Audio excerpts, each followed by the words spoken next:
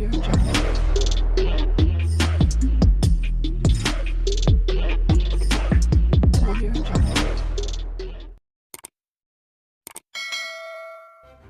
kasih kerana memilih channel ini. Sebelum kita mulakan video ini, sila pertimbangkan untuk menekan butang like, share dan subscribe dan aktifkan butang lonceng anda agar anda sentiasa mendapat info-info percuma pada setiap hari dari channel kami. Dan tinggalkan komen anda kerana komen anda amatlah dihargai.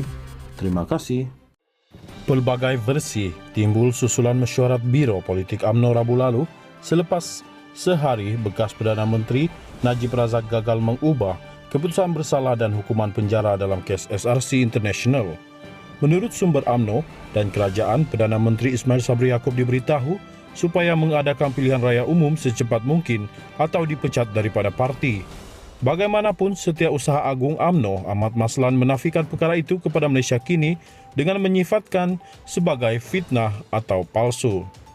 Ketua Pemuda UMNO, Ashraf Wajdi Dusuki pula menolak laporan berkaitan yang menurut sekadar menyatakan sumber dalaman yang tidak berasas hingga mencetuskan persepsi negatif. Sumber mendakwa mesyuarat Biro Politik UMNO tegang, sehingga ada yang meninggikan suara kepada Ismail yang juga naib Presiden UMNO dalam beberapa isu termasuk isu pemenjaraan Najib.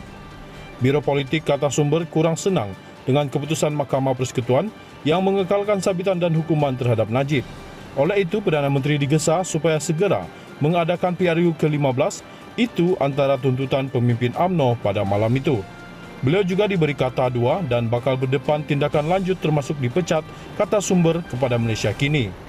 Sumber berkata mesyuarat juga membincangkan berkaitan pengampunan diraja untuk Najib yang turut berdepan kes mahkamah berkaitan 1MDB. Sumber bagaimanapun tidak mendedahkan penjelasan dan pendirian Ismail dalam mesyuarat itu. Sementara itu, terdapat juga sumber lain daripada UMNO yang menafikan perkara itu. Kata dua dan ugutan untuk pecat tidak langsung dibincangkan dalam Biro Politik. Memang ada kumpulan yang beremosi bercakap perkara ini, tapi ia bukan dalam mesyuarat Biro Politik. Dan ada yang nak ambil kesempatan, katanya yang hadir dalam mesyuarat itu kepada Malaysia Kini. Semalam, Malaysia Kini melaporkan bahawa penyokong Najib tidak puas hati dengan Ismail susulan keputusan terhadap Najib. Antara mereka ialah anggota Majlis Tertinggi UMNO Lokman Nur Adam yang mahu parti memecat atau sekurang-kurangnya menggantungkan Ismail Sabri. UMNO akan mengadakan taklimat khas kepada ketua-ketua bahagiannya esok. Pemimpin kanannya dipercayai akan menjelaskan isu sekitar pilihan raya dan pemenjaraan Najib.